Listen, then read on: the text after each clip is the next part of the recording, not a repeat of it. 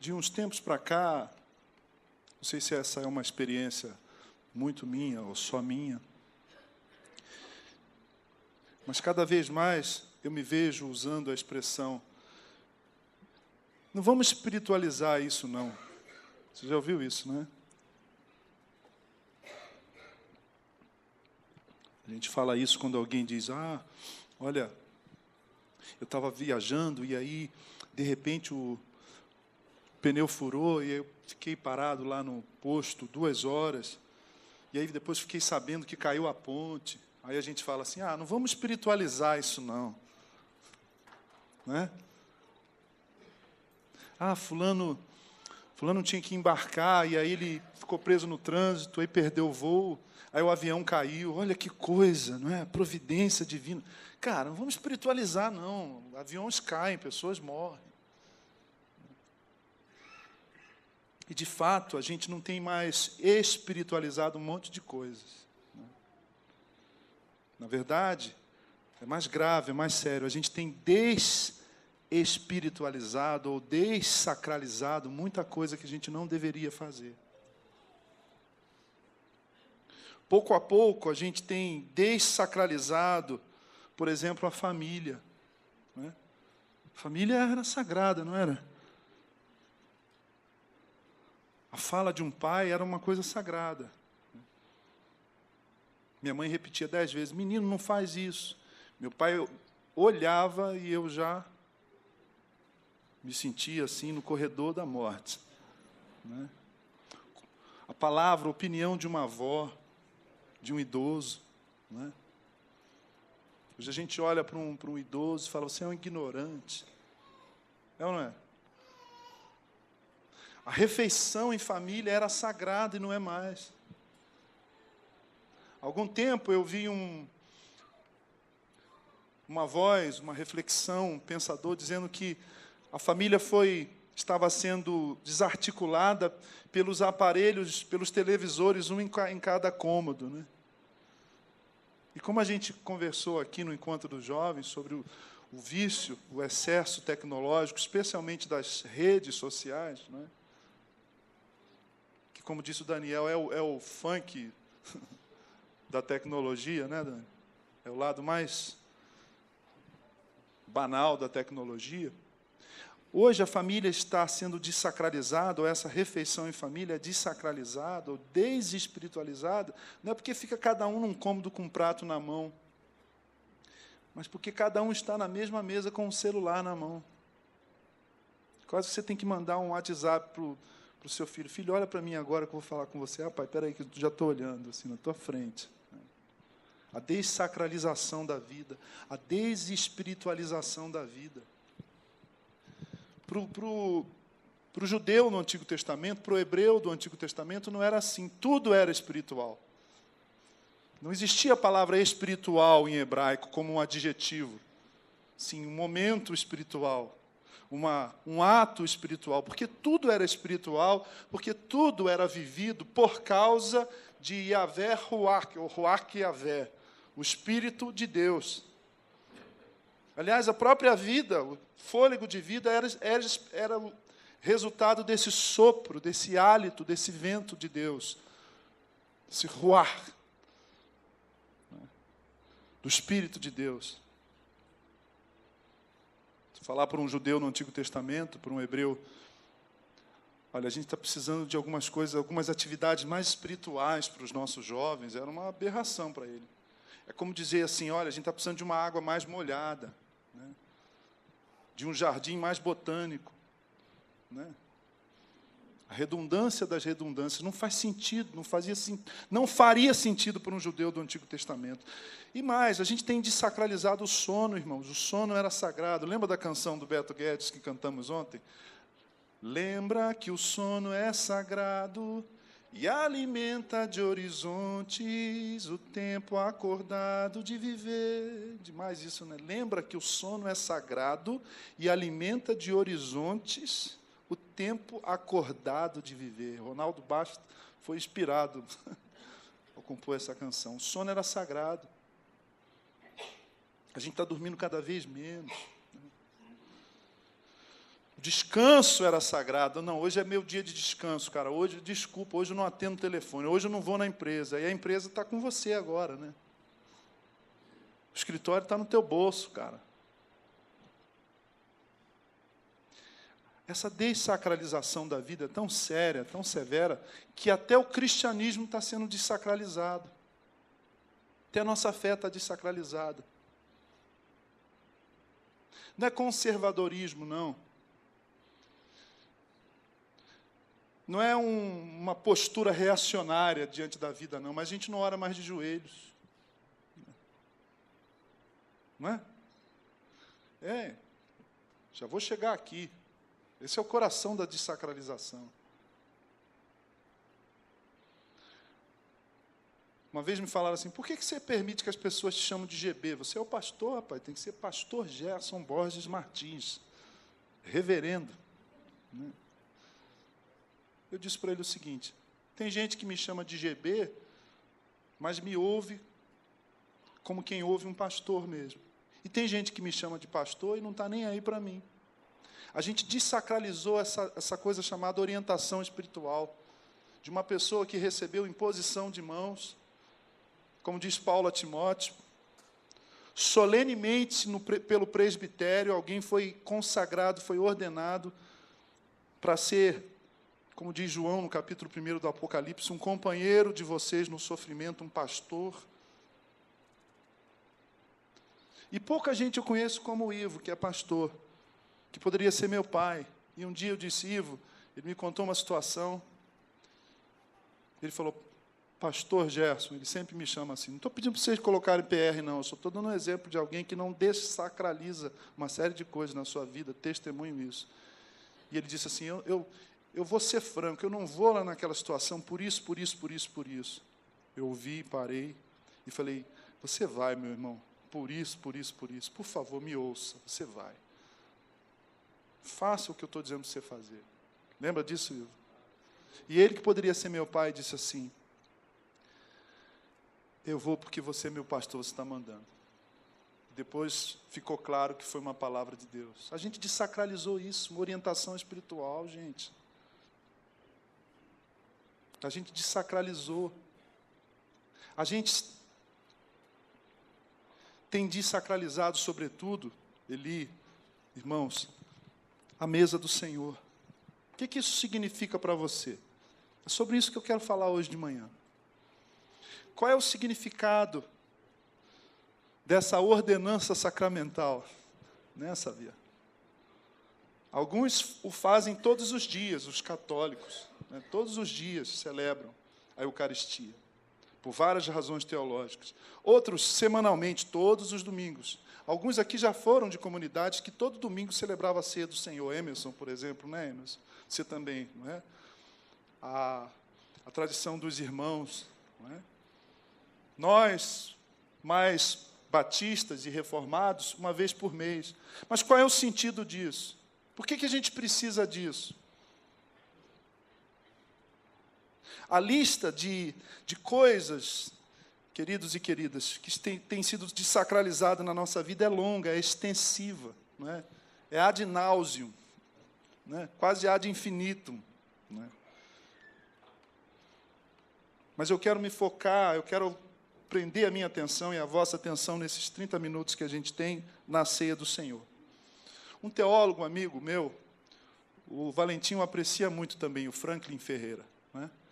Professor de teologia. Ele diz que Jesus nos deixou isso aqui, ó. Faça assim comigo. Eu já fiz aqui na igreja, mas é muito didático. Faça assim. 5 coisas que o Senhor nos deixou. Ele nos deixou uma oração. Qual é a oração? Pai Nosso. Aliás, vamos fechar e vamos abrindo aos poucos. Funciona melhor assim, né, visualmente. Uma oração, que é o Pai Nosso. Jesus não deixou 10 orações, ele deixou uma oração. Vocês vão orar assim. Certo? Ele nos deixou, em segundo lugar, um mandamento. Ele não deixou 467 ou 365 mandamentos, um para cada dia. Ó. No dia 1º de janeiro, vocês vão atravessar a velhinha. Não, ele deixou um mandamento, que é o amor. Amar a Deus acima de tudo e amar o próximo, quem está perto da gente, como a gente ama a gente mesmo. Ok? Eu não gosto de comer pescoço de frango no almoço, então por que meu vizinho vai comer pescoço de frango? Então, uma oração e um mandamento. E uma tarefa. Qual é a tarefa? A tarefa é contar quem é Deus e o que é a salvação para todo mundo. Saiam por aí e contem para todo mundo essa boa notícia. Que Deus ama a gente, apesar da gente, não por causa da gente. Uma oração, diga comigo, uma oração didática, tá? Didática. Uma oração, um mandamento, uma tarefa. Ok? Mas antes de voltar ao Pai, de voltar à sua glória, de ir para a transcendência, de voltar para a glória eterna que ele tinha com o Pai, de voltar ao céu, não é? Ele nos deixou também um banho. Um banho. O batismo. Agora, esse banho também é uma coisa de somenos, é uma coisa simples? Não. Apesar de algumas tradições usarem água só sobre a cabeça ou na testa, nossa tradição, nossa herança é batismo, é mergulho. Então é um banho, literalmente, de profundo significado espiritual. Jesus nos deixou uma oração, um mandamento, uma tarefa, um banho e uma refeição. A gente está dessacralizando, a gente está banalizando, a gente está desobedecendo, a gente está ignorando, a gente está virando as costas. A gente não está dando a mínima para essas 5 coisas mais. Quantas vezes você orou o Pai Nosso nesses dias? Vou nem perguntar quantas vezes você orou e eu orei, mas quantas vezes você foi para o teu quarto, fechou a porta, falou, agora é o seguinte, não perturbe, botou o Don't Disturb lá no hotel e se ajoelhou e falou, Pai, e ficou meditando nisso, Pai nosso, caramba, se eu chamo Deus de Pai e é nosso, então eu tenho irmãos, eu estou sozinho no meu quarto, mas eu levo a galera comigo. Quantas vezes a gente está banalizando o mandamento do amor? A gente está banalizando, dessacralizando, a gente não está dando a mínima para a tarefa. A gente tem uma discussão com um amigo na empresa e você vê que ele está buscando, está com fome, e fala, cara, eu vou te dar o WhatsApp do meu pastor. Não, seu prego, fala de Jesus para ele. Assim, cara, posso orar com você? É um prego mesmo, né, cara? Jesus não disse, vós, pastores, pregareis o Evangelho. Ele diz, vocês, meus alunos, meus discípulos, vão contar para todo mundo o que é o Evangelho. Então, a lista é grande e extensa. Uma oração, um mandamento, uma tarefa, um banho e uma refeição. Pastor, é só isso? Vive isso aí. Né? O texto que eu quero dividir com vocês está em Mateus, capítulo 20. Nós estamos, capítulo 20 de Mateus, nós estamos dessacralizando o que é sagrado e a gente está sacralizando o que é profano. Vocês entenderam? Parece um trocadilho banal, né? Mas a gente está desespiritualizando o que é espiritual e espiritualizando ou sacralizando, tornando como uma coisa assim divina, como um tipo de Deus, aquilo que não é Deus. Guarda isso aí, segura essa onda aí. Dá um Ctrl S aí, salva isso. A vida moderna ou pós-moderna é uma vida que dessacraliza o que é sagrado. Família, comunhão, sono, descanso, idosos, criança. Cala a boca! Que cala a boca o quê? Criança precisa ser ouvida. Mulher, tinha que ser mulher dirigindo. Não vou nem fazer piada, porque não procede. E nós estamos sacralizando o que é profano. Capítulo 20 de Mateus, a partir do verso 20. Então aproximou-se de Jesus a mãe dos filhos de Zebedeu com seus filhos e, prostrando-se, fez-lhe um pedido. O que você quer? Perguntou ele.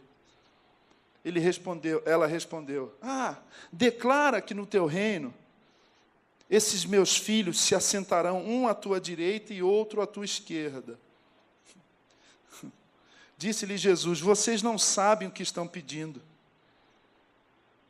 Podem vocês beber o cálice que eu vou beber? podemos, respondeu eles. O que está acontecendo aqui? Quem são esses filhos de Zebedeu aqui? Tiago e João. Junto com Simão, era a tríade, era a trinca inicial dos discípulos de Jesus. Eles eram sócios do Simão no negocinho que ele tinha de pescaria lá no Mar da Galileia. Então, era gente próxima. A mãe desses meninos, porque eram adolescentes, a gente acha que os discípulos eram tudo coroa, assim, tipo Roveri para cima, assim, né, com 30, né, Roveri? Eles eram adolescentes. Só o Pedro aparece a informação para nós que ele era casado. Um rabi de 30 anos não chamava como seus discípulos gente velha, não. Tinha que ser nova ainda para trabalhar. 12 anos em diante. E essa mãe se aproxima do Senhor, ela percebe que Jesus tinha intimidade com Tiago e João, os filhos do Zebedeu, né, esposo dela. Né? E aí o que acontece? Ela faz um lobby. Ela diz assim, pô, se os meus filhos ficarem bem na fita, eu também vou ficar. Né? Conhece alguma mãe assim? Né? Esse Zebedeu devia ser um Zé Mané, né? Porque ele nem aparece ali. Sabe que é filho dele, mas quem atua aí é a mãe. Jesus ouve aquele lobby, aquela proposta, não é? Presunçosa, ambiciosa, e responde, vocês podem beber do cálice que eu vou beber? Vocês sabem o que vocês estão pedindo? Vocês têm noção do que vocês estão pedindo? Vocês querem a glória que eu vou ter, mas vocês estão dispostos a sofrer o meu sofrimento, de sentir a minha dor, de angustiar-se com a minha angústia, de padecer o meu padecimento. Vocês querem a glória, vocês querem o bônus, estão dispostos a pagar o ônus. É isso que Jesus está dizendo. E eu queria explorar um pouquinho, convidando vocês a olhar para esse cálice aqui. Isso aqui não é vinho, literalmente, é suco de uva, né? Mas Jesus tomou vinho, tá? Jesus não transformou água em suco de uva, não, e não ia rolar, ia dar ruim, como diz aí a moçada, né? Era vinho mesmo.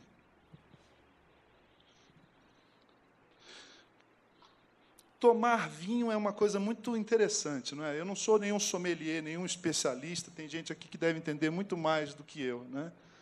Eu fico mais no sangue de boa e qual que é o mais barato, assim, olhe lá, de vez em... Não é? Mas tomar vinho é interessante, por quê? Porque tem primeiro que é uma celebração da vida, não é? Você quer celebrar a vida com um amigo, né? Né, Roveri? Você tem que ter um vinho bom, um cálice bom. O vinho tem esse mistério. Tomar vinho tem esse mistério que nos convida a celebrar a vida em comunhão. Porque um vinho pode ser um vinho de uma uva. Vamos lá, fala uma uva aí qualquer. Cabernet. Merlot.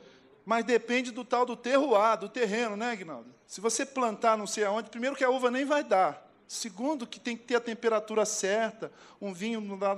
Gente, eu respeito muito os franceses. Falei isso para a Isabelle Ludovico domingo passado. Falei assim, olha, eu respeito muito um país que tem 500 tipos de vinho e 500 tipos de queijo. Aqui é sangue de bois e acabou. Não é? Não é? E queijo Minas. E mussarela. Mussarela não é mozzarella, isso não é queijo Minas.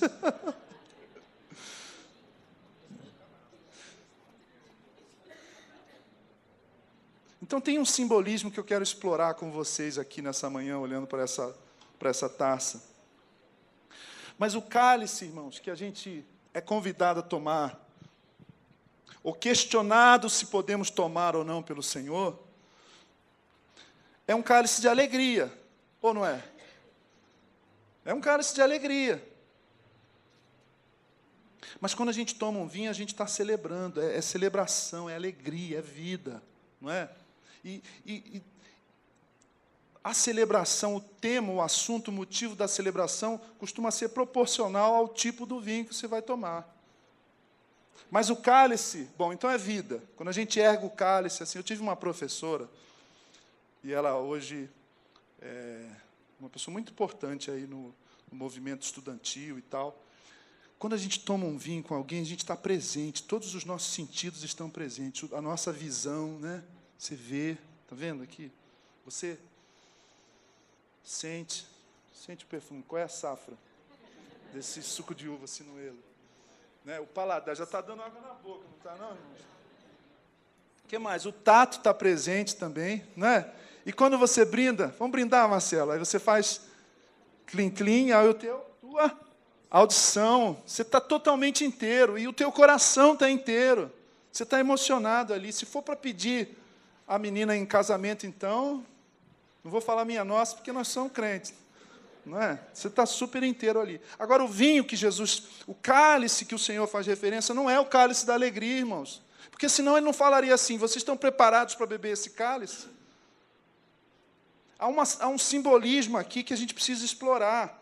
Na verdade, esse cálice que Jesus faz referência para Tiago e João, para os filhos de Zebedeu, é um símbolo, é uma metáfora para o sofrimento da cruz. A gente quer o bônus, eu disse, a glória, as vitórias, mas a gente não quer o ônus. É ou não é? A gente quer uma empresa faturando, a gente quer um título, um doutorado, um mestrado, a gente quer um business assim, estourando, mas a gente não quer pagar o preço. É isso que Jesus está dizendo para os caras: vocês querem, mas tem que pagar o preço. Vocês sabem do que vocês estão falando? E eles falaram: sim, sabemos. Eles não sabiam. Tenho certeza que eles não sabiam. Sabe por quê? Anda comigo um pouquinho na sua Bíblia. Quando a gente vai lá para a ceia do Senhor, a última ceia que Jesus, essa ceia que os amigos que nos visitam, que a gente faz, que os cristãos comem e bebem, é uma representação da última ceia de Páscoa que Jesus comeu com os discípulos. E tinha pão assim, ó, pão sem fermento, né? Assim, ó, ele é fininho porque parece um biscoito creme crack, né? Não tem fermento. Tem uma simbologia, porque eles fizeram rápido, queriam sair fora do Egito, né, Josi? Tinha água, eles misturavam água no vinho para as crianças. Você não mistura água no suco de uva para a criança, mistura?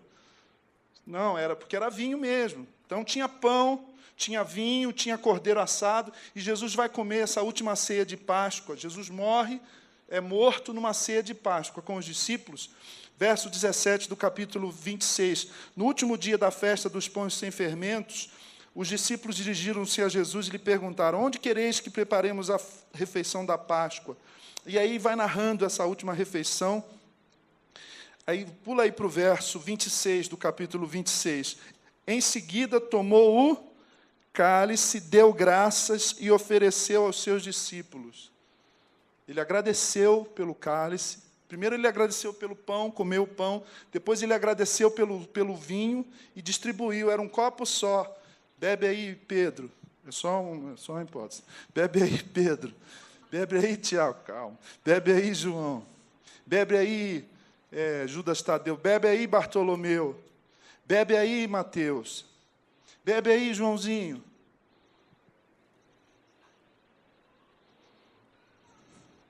Só que ele não dá só o vinho da Páscoa, ele diz o seguinte, ó.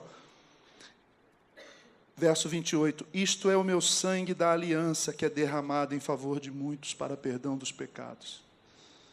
Jesus está recuperando uma ideia do Antigo Testamento, que quando a gente fazia um acordo, dois homens de bem faziam um acordo entre si, por exemplo, o casamento de uma filha, né, um negócio, um gado em conjunto, eles pegavam um animal, sacrificavam, arrebentavam o animal, partiam o animal, e aí as vísceras expostas, aquele monte de sangue, eles caminhavam entre os animais. Lembra de Abraão e dizendo que isso aconteça comigo e contigo se a gente não cumprir esse pacto, essa aliança que fazemos aqui. Gente, se a gente fizesse isso hoje, ninguém ia deixar de pagar a promissória, né?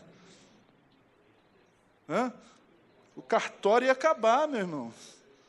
Você mata um bezerro e fala assim, ó, que isso aconteça contigo, se tu não me honrar, malandro.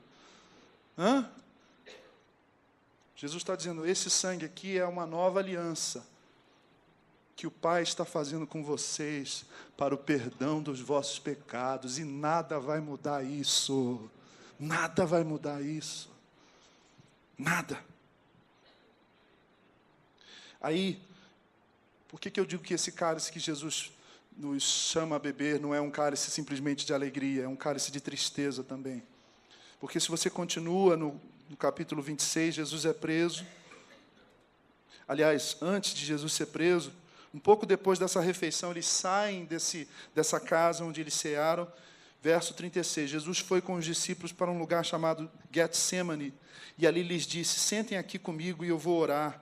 E quem ele leva com ele? Simão, Pedro, quem mais? Tiago e João, que eram filhos de quem? Ou seja, cuja mãe, há alguns dias, havia pedido se eles poderiam ficar bem lá, se arrumava um cargo comissionado para ele lá na glória. Não é? Não é assim? Os caras vão, não, eu bebo. Pedro disse, eu morro por você, Jesus. E os outros dois, não, a gente bebe desse cálice aí. Pode encher até a borda. Aliás, pode encher 2 vezes que eu bebo. E eles vão para o Getsemane, vão orar. Jesus angustiado. Por que estava angustiado? Porque o cálice que ele fazia referência era a cruz, irmãos, era o sofrimento, era o sacrifício, eram as dores do mundo, as minhas dores, como disse a nossa irmã. As nossas dores, as nossas angústias, as nossas tragédias. Pensa que isso é pouca coisa? Tem alguém aqui que trabalha na área de saúde? Então, enfermeira, médico. Depois de um certo tempo, aquilo não vai angustiando a gente. Se a gente não for cuidado, a gente adoece. Tem alguém aqui, não vou falar porque aí não dá, né? Que é policial. Você vê tanta miséria, tanta morte, tanta tragédia, que você vai embrutecendo. É até um jeito de sobreviver, né? Os franceses chamam isso de deformation professionnelle, que é a deformação da profissão. Jesus não viu o sofrimento de gente no hospital ou de gente presa numa instituição carcerária. Ele viu os sofrimentos do mundo todo naquele copo, naquela taça, irmãos, que ele tinha que beber. E onde é que aparece isso? Esses 3 caras, um que morria por ele, os 2 que beberiam esse cálice, eles pegam no sono, eles vão lá e, ao invés de ficar orando, dormem. Ficam os 3 abraçados, assim, igual o filme da DreamWorks, assim, né? Os 3 quilos lá dormindo abraçados, e Jesus chorando e dizendo, Pai, olha o cálice de novo aí, Pai, afasta de mim esse cálice. Vocês podem beber o cálice? Jesus diz, ele viu que o cálice ia ser tão amargo, que o vinho era tão amargo, que ele teve coragem de admitir para o Pai naquele momento de dor. Pai, se tiver outro jeito, fala aí, por favor, afasta de mim, não quero beber esse cálice.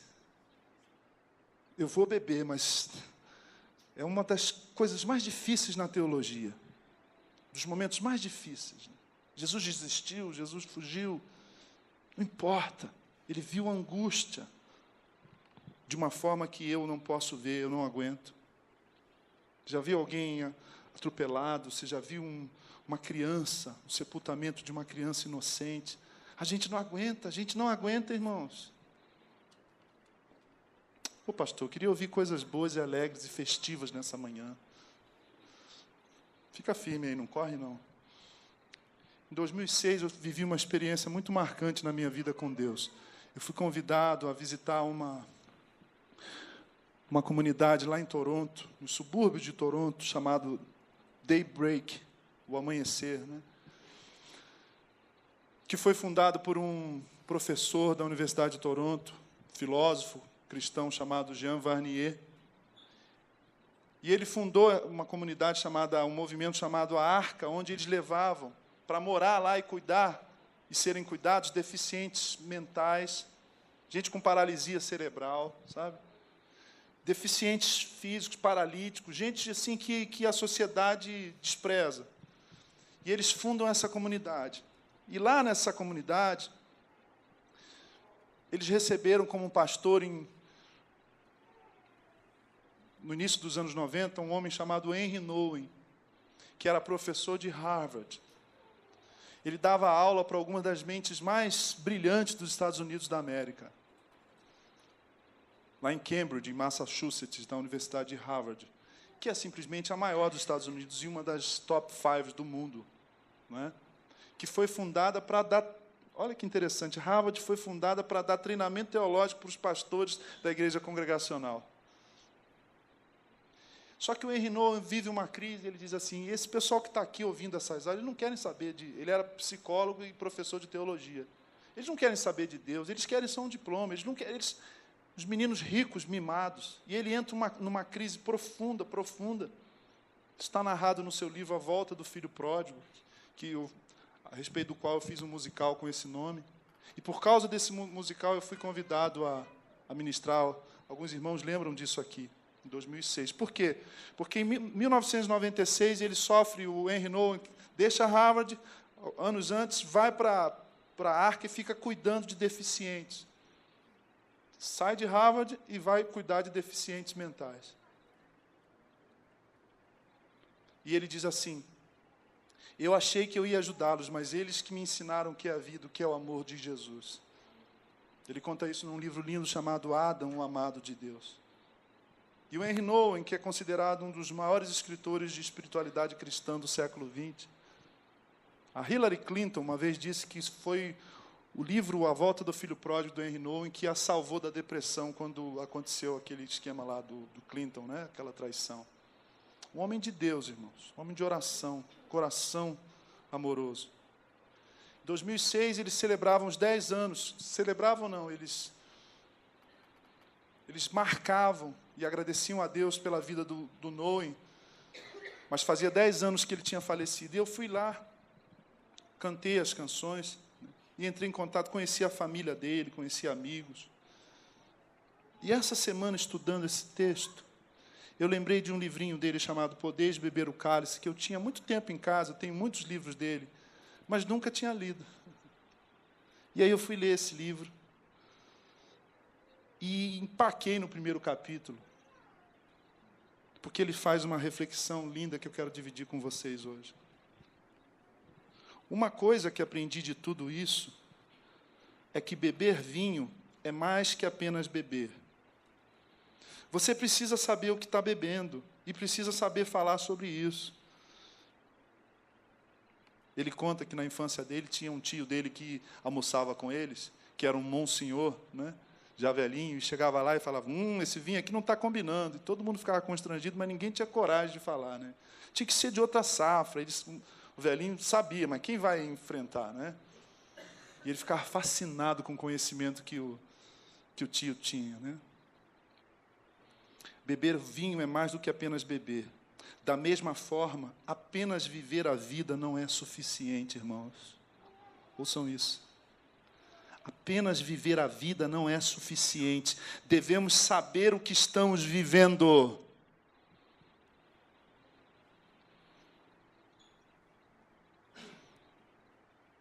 Devemos saber o que estamos vivendo. Uma vida sobre a qual não refletimos não vale a pena ser vivida.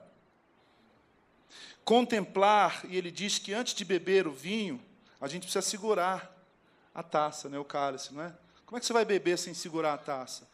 E ele brilhantemente, poeticamente, diz que antes de beber a gente tem que segurar. E ele argumenta aqui, de uma forma muito linda e edificante, que segurar o cálice da vida é refletir sobre a vida e não apenas viver a nossa vida. Não viver no estilo do Zeca Pagodinho, né? Deixa a vida me levar, a vida leva eu. E ainda atropela o Aurélio, né? Contemplar nossa própria vida pertence à essência do ser humano. Pensá-la, discuti-la, avaliá-la e formar opiniões sobre ela. Metade da experiência do viver é refletir sobre o que se vive. E é isso que a gente está fazendo aqui hoje de manhã. Metade da sua vida é refletir sobre a sua vida. Entra num casamento e vai simplesmente vivendo para você ver onde vai parar. Não medita, não, sobre as suas dificuldades com a sua esposa. Não reflete, não, sobre os problemas que você tem com seus filhos. Deixa rolar. Agora, isso é difícil. Quem aqui que gosta disso? Eu não gosto. Eu não gosto nem de dentista, em clínico geral. Vou gostar de ficar pensando na minha vida, irmãos.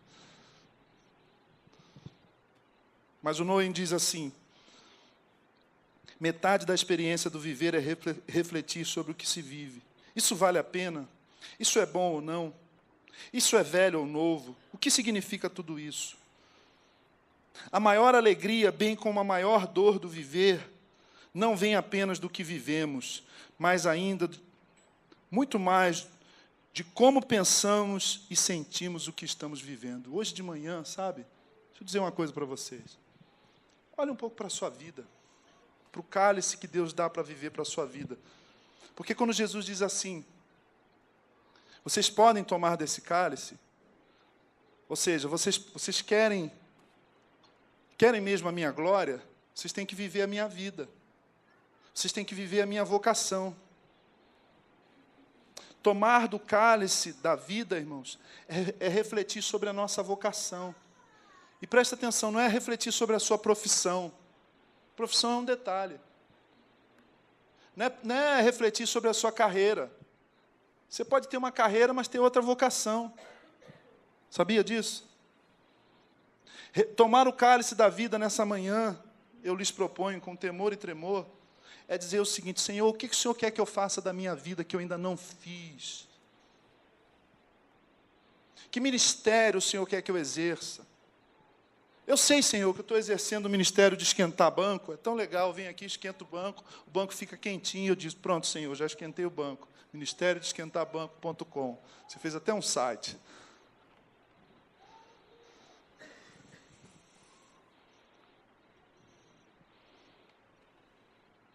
Ele diz coisas que eu queria dividir com vocês aqui.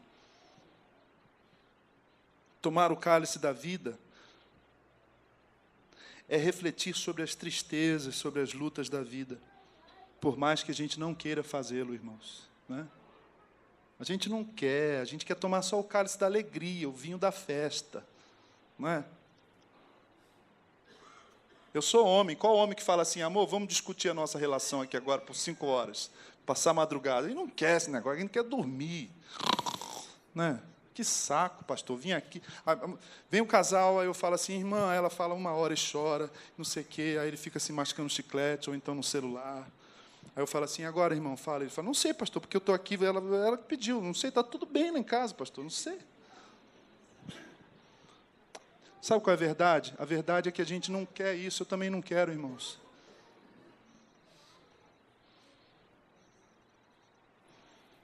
E eu termino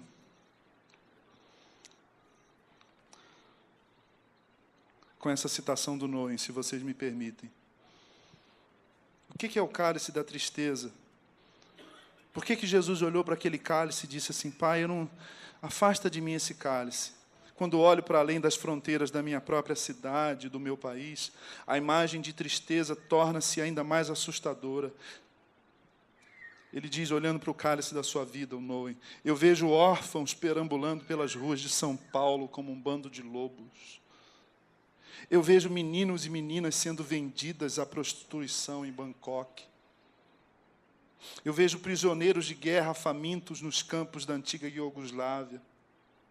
Eu vejo os corpos nus e esquálidos dos povos da Etiópia e da Somália, errando sem destino no deserto. Eu vejo milhões de faces solitárias e famintas por todo o mundo, e montanhas de corpos de pessoas mortas em guerras cruéis e conflitos étnicos. De quem é esse cálice? A gente não quer tomar esse cálice. A gente não quer, irmãos.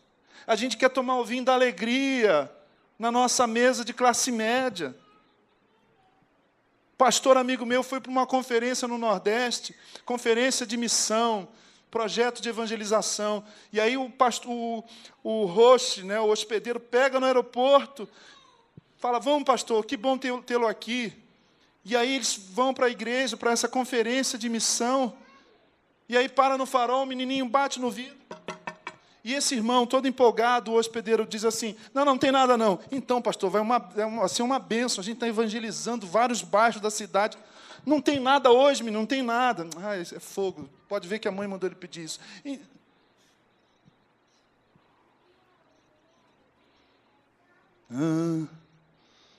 A gente não quer tomar esse cálice de sofrimento. Você chega para mim e fala assim, pô, cara, eu estou com um problema. Eu falo, cara, vou orar por você, cara.